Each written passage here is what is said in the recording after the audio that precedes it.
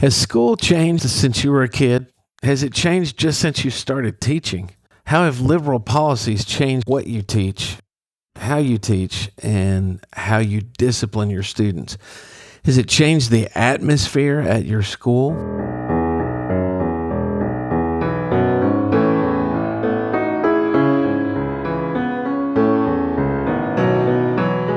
Welcome to the Conservative Classroom, where we're teaching the truth and preserving our values. I'm your host, Mr. Webb, and I'm glad you're here. This podcast is a haven for conservative teachers and patriots like you who believe in the importance of free speech, traditional values, and education without indoctrination.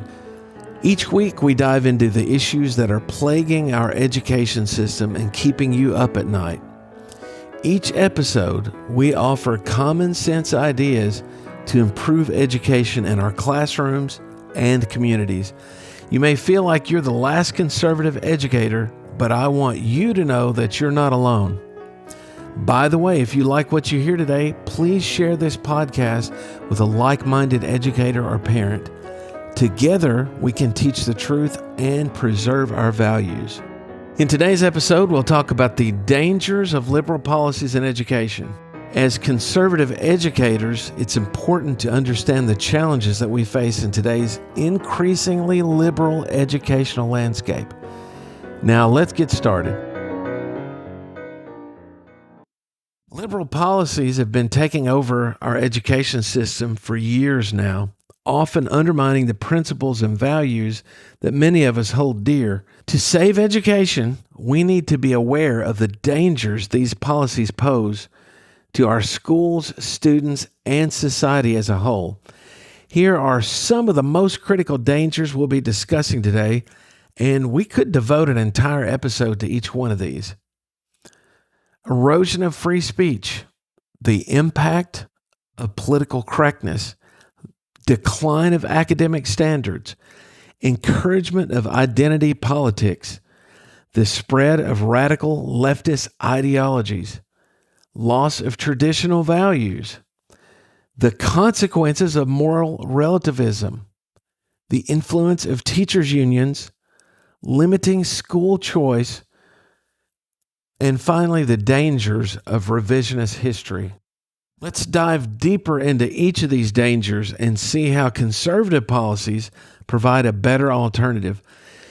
So, first of all, let's look at the erosion of free speech. Liberal policies often stifle free speech by promoting cancel culture and safe spaces and by prioritizing feelings over facts, all of which discourage open dialogue and debate.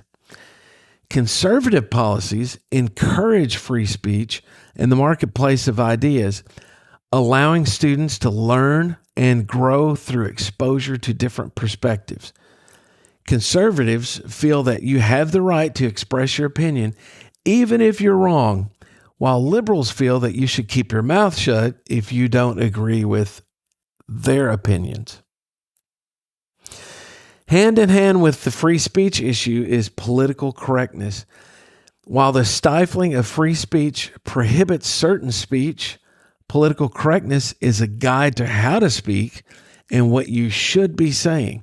For instance, using the term colored people is not okay, but the phrase people of color is politically correct. The push for political correctness in schools can lead to the suppression of uncomfortable or controversial ideas, hindering critical thinking and open discourse. Conservative policies, on the other hand, support the expression of diverse viewpoints and encourage respectful debate. Next, let's look at the decline of academic standards. Progressive education policies tend to prioritize feelings over facts, and as a result, students don't experience failure and therefore don't have to buckle down and work harder to prevent failure. Instead, one of two things happen. Either their grades are inflated to help the students pass, or the standards are lowered to make it easier to pass.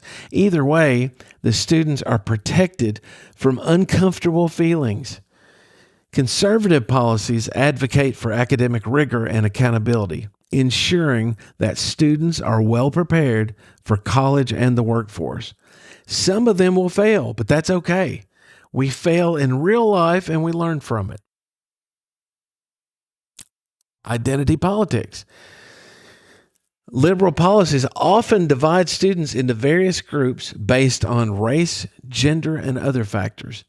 This creates an environment where victimhood is promoted and people are judged by the color of their skin instead of the content of their character.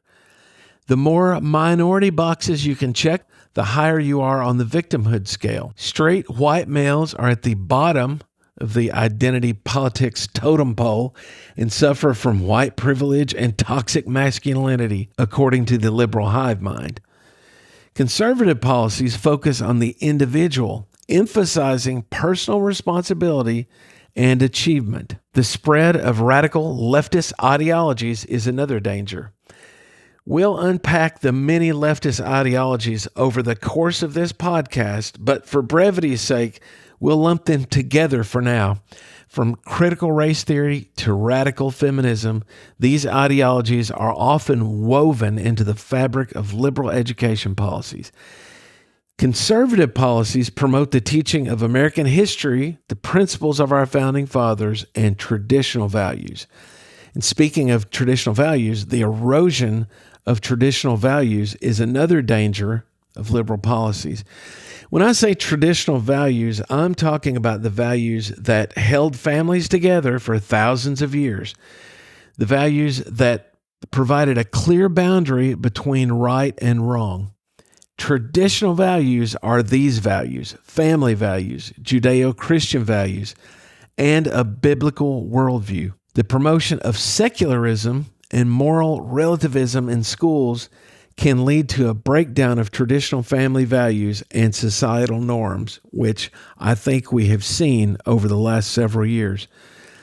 Conservative values emphasize the importance of maintaining these values to create a stable, well-functioning society. Now consider the consequences of moral relativism. Moral relativism, by the way, and this is my definition, is the idea that there's no right or wrong except to the individual, that whatever you want to do as an individual is okay, as long as you don't feel it's too bad. Liberal policies often teach students that there's no objective truth or moral code, leading to a lack of personal responsibility. Conservative policies stress the importance of upholding moral values and personal accountability. The influence of teachers' unions. Let's take a look at that. Teachers' unions can have a significant impact on education policy, often pushing for liberal agendas that prioritize their interests over those of their students. I'm going to do an entire episode on teachers' unions at some point. I used to be a local union president, so I was able to peek behind the curtain, and it's worse than you think. For now, let's just say that teachers' unions do not have the best interests of our students in mind. Conservative policies, on the other hand, advocate for school choice and competition, empowering students and parents to decide what's best for their education. Speaking of school choice, liberals want to limit school choice. Their policies favor a one-size-fits-all approach to education. If you're a minority in a failing school district, they want you to remain a victim. Conservative policies advocate for increased school choice, empowering parents and students to find the best educational environment for their unique needs. Let's take a look at the dangers of revisionist history. Liberal policies can lead to the distortion of historical events to fit a particular narrative, depriving students of a complete understanding of the past. Conservative policies prioritize teaching accurate and unbiased history, giving students the context they need to make informed decisions about the present and future. Overall, the long-term damage of liberal policies in education have far-reaching consequences, affecting not only our children, but also the future of our country. By promoting conservative values, that emphasize individual responsibility, academic rigor, and respect for tradition, we can work to mitigate these negative effects and create a brighter future for generations to come. As we've discussed today, there are numerous dangers associated with liberal policies in education. The good news is that we can do something about it. By adopting conservative policies, we can help preserve our values and create an educational environment that prioritizes free speech, academic rigor, individual responsibility, and the teaching of accurate history. This will ultimately result in a better education system for our students and a brighter future for our country. If you don't remember anything about this episode, remember this. Conservative policies encourage free speech, personal responsibility, accountability, traditional moral values, empowerment of parents to decide what's best for their kids, and the teaching of an unbiased view of history. It's hard to believe our liberal friends are against these policies. Now, it's up to us as conservative educators to stand up for what we believe in and advocate for these values in our classrooms. I encourage you to join the conversation and share your thoughts and experiences with like-minded educators. Together, we can make a difference and create a better education system for future generations. Thank you so much for tuning into the Conservative Classroom. If you enjoyed today's episode, or if you learned something, if you agreed with the things that I said, please don't forget to subscribe and leave us a review on your favorite podcast platform.